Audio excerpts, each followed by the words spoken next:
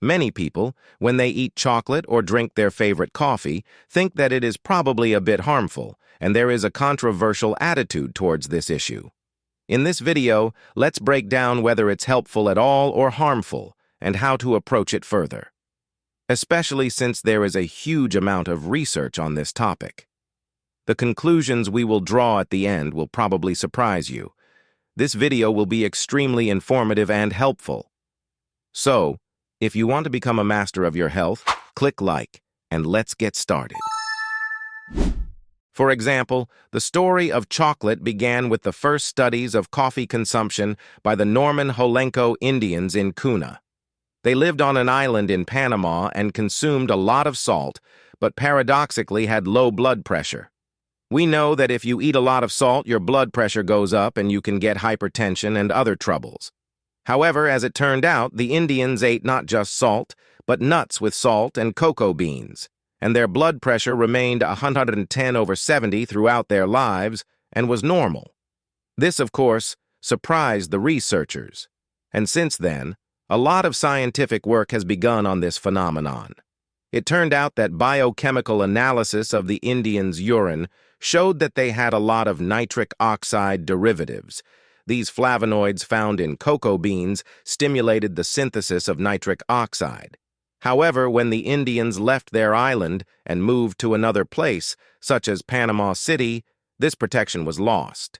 Since then, much research into chocolate and cocoa has begun, especially since chocolate is made from cocoa beans. True, there are nuances. Different amounts of milk, cocoa, and sugar are added, and cocoa beans are dried and roasted differently. It turns out that dark bitter chocolate slightly protects against cardiovascular disease by repairing the inside of blood vessels.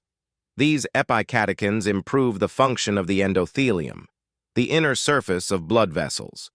These effects were specifically tested using a study of coronary arteries, the most important arteries that feed the heart. Using a cold pressor, they assessed how the blood vessels worked and found that dark chocolate had a positive effect on blood pressure, insulin resistance, and platelet function, which is what causes thrombosis. However, these studies were small, and a large study was needed to gather more evidence. It is also a common belief that chocolate can improve brain function, but there is a downside.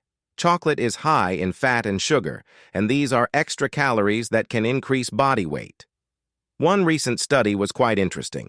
It would be nice if all studies were positive, but there are negative studies that few people talk about.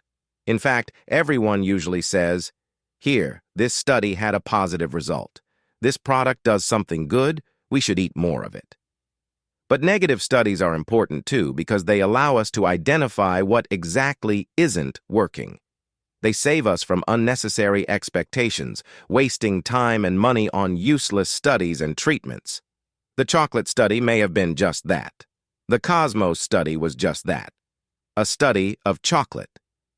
The growing interest in chocolate is heavily promoted by marketing, and we are told from every iron that chocolate is healthy, we should eat more of it. But no randomized study of normal quality has ever been done, and it's only recently come to fruition. The Cosmos study didn't study the chocolate itself, but specifically the cocoa extract, which had no extra sugar or extra fat. It's not something we buy at the store or supermarket. To get the result, they used specifically epicatechins in a certain amount and studied different dosages: 45 milligrams, 300 milligrams, and 900 milligrams of these substances. Let me remind you that of all products, the maximum content of these substances is in cocoa beans, and they contain about 1.5–2.8 milligrams per gram of product. The study examined one of the actual maximum concentrations of epicatechins. The extract also had theobromine, which is found in cocoa beans at about 50 milligrams, and a small amount of caffeine. We're going to talk a little bit about caffeine now, too. The study chose conventionally healthy people, although some had limitations or diseases, including heart-related ones, which makes the study more revealing as it becomes clear how chocolate use affects the course of disease. There were many people who wanted to participate. Almost 200,000 people wanted to take part in this study. But as a result of the selection, about 21,000 people remained. They were divided into different groups. Some were given real chocolate, some were given fake chocolate, which did not contain cocoa beans. In each group, some were given vitamins in addition, and some were given placebos. That is, someone ate chocolate with vitamins, and someone ate placebo chocolate and placebo vitamins. There were also two small groups to determine the exact effect of each component. One group ate real chocolate and fake vitamins, and the other group ate fake chocolate and real vitamins. This way, the effect of each component could be tested. The study turned out to be very interesting. Everything was completely tested, and of course the cardiovascular system was studied first of all, assessing whether taking chocolate affects it. Well, on some really serious events, heart attacks, strokes, death from cardiovascular diseases, the need to put stents in the arteries of the cardiovascular system or limb vessels, angina or carotid artery, it somehow affects. It turned out that through numerous tests, including vascular tests, CT scans, and urine tests, to determine the delivery of catechins, the result was unexpected. The chocolate for the study was provided by a well-known M chocolate company. Write in the comments what you think this company is.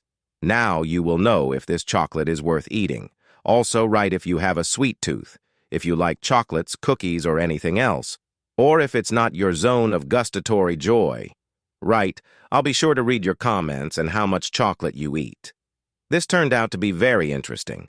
Researchers followed people who ate chocolate for about 3.5 years. If there was any effect, it would have definitely been discovered by now. However, there was no effect on the cardiovascular system. There have been no fewer heart attacks, strokes, no reduction in the risk of diabetes, mortality, or the need for a stent. Nothing has changed over the years. Thus, we can conclude, if a person has a disease, it must be treated and remove inflammation in the blood vessels with medication. In extreme necessity, lie down in the hospital. If there are no diseases, chocolate, unfortunately, does not give any additional benefit, except for taste sensations. If the study had shown a positive result, the manufacturer would be actively talking about it in advertising materials and on the internet.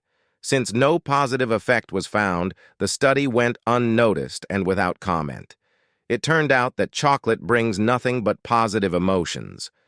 But positive emotions are good too. One important observation was that cardiovascular mortality was slightly lower in people who ate chocolate. However, this was statistically unreliable, so apparently it will be retested. There is hope to rehabilitate chocolate. Now let's move on to the second controversial product. There is also coffee, the history of which began, as legend has it, with a shepherd named Kaldi. He grazed goats near one of the coffee trees in Ethiopia, ate berries himself and did not sleep, and the goats, having eaten berries, became energetic and also stopped sleeping at night. Many of us drink coffee in the mornings to start work or wake up, and sometimes in the evenings. Coffee stimulates the nervous system, more specifically the sympathetic half, which makes us move more and be active. That being said, coffee can cause a slight increase in heart rate and raise blood pressure a bit, but only in people who are not used to it. People who drink coffee regularly do not experience as much stimulation as those who drink it occasionally.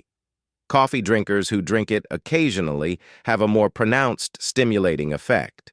Interestingly, coffee enhances the cardiovascular system's response to stress. For example, coffee drinkers who drink it occasionally may experience an increase in heart rate and stress. But those who constantly drink coffee tolerate stress more easily and without an increase in blood pressure, which can prevent hypertensive crisis. It turns out that caffeine itself does not have a significant effect. What is important are the other substances contained in coffee, tannins. It is they that give this interesting effect. Therefore, no matter what kind of coffee you drink, with or without caffeine, all the useful properties are preserved. What's more, it turns out that coffee is inversely related to the risk of heart failure. Situations where the heart has less capacity and performs worse are improved with coffee consumption. The more coffee you drink, the lower your risk of heart failure. 1 coffee, 2 coffees. The risk goes down. 3 coffees. The risk gets even lower. Recent studies have shown that 4 cups of coffee a day, regular espresso diluted with water or milk, provides the maximum reduction in heart failure risks. Similar studies have been done on liver fibrosis. It turned out that the more coffee you drink, the less likely you are to get fibrosis and cirrhosis of the liver. In a large study involving 42,000 people, conducted in Germany for 9 years, people with chronic diseases who drank coffee were observed. It turned out that coffee did not worsen health, and in many people it even improved health. For example, drinking 4 cups of coffee a day was associated with a lower risk of developing diabetes. Another large study from the National Institutes of Health found that the more coffee you drink, the lower your mortality rate. People who drink 4 or 5 cups of coffee a day are less likely to die from heart and respiratory disease, strokes, diabetes, and infections. In terms of cancer, the number of cases does not decrease because the diseases must be treated for that to happen. However, with regard to skin cancer or melanoma, coffee is definitely beneficial. People who live in hot climates and drink coffee frequently have a lower risk of developing skin cancer or melanoma. A final conclusion can be drawn. Chocolate is a joy, especially for the cardiovascular system, if consumed in dark and bitter form. It is ideal to use cocoa beans or additives with epicatechin, although in the form of additives, a lot of stabilizers are required to preserve their beneficial properties. They are preserved better in the product, especially in cocoa beans. In chocolate, however, it depends on the recipe, how much sugar and fat is added, how long the cocoa beans were roasted. Coffee is definitely beneficial, especially if you drink it regularly, 4 cups a day. It has protective properties for our body. What do you think about this? Do you agree with these statements? If you have any questions, ask them in the comments. More information on this topic can be found at the links in the description below this video and on our channel. Subscribe and hit the bell for all notifications. Please like and share this video with your friends. Thanks to our sponsors for their support. I eagerly await your comments and encourage you to watch these useful videos.